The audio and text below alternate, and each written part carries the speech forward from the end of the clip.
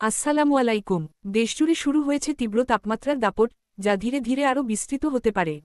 বর্তমানে দেশের বেশিরভাগ অঞ্চলে তাপমাত্রা ৩৬ থেকে ৪০ ডিগ্রি সেলসিয়াসের মধ্যে অবস্থান করছে।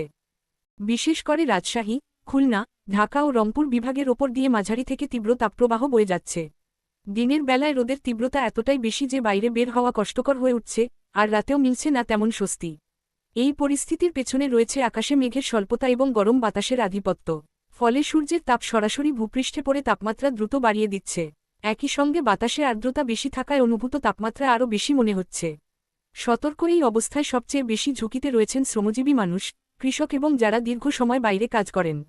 হিটস্ট্রোক, পানিশূন্যতা ও ক্লান্তি দেখা দিতে পারে।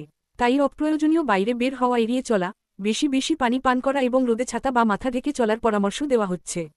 এদিকে আগামী কয়েক দিনের মধ্যে কিছু এলাকায় কালবৈশাখী ঝড় ও বৃষ্টির সম্ভাবনা থাকলেও তাপপ্রবাহ পুরোপুরি কমবে না।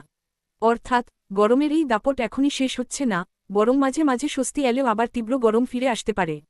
শেষে আবারও সতর্কবার্তা, দুপুর ১১টা থেকে বিকেল ৪টা পর্যন্ত যতটা সম্ভব রোদ এড়িয়ে চলুন, শিশু ও বয়স্কদের বিশেষ যত্ন নিন এবং নিজের স্বাস্থ্যের দিকে খেয়াল রাখুন। এখনকার আপডেট এ পর্যন্তই। নতুন কোনো গুরুত্বপূর্ণ আবহাওয়া বার্তা আসলেই দ্রুত জানিয়ে দেওয়া হবে।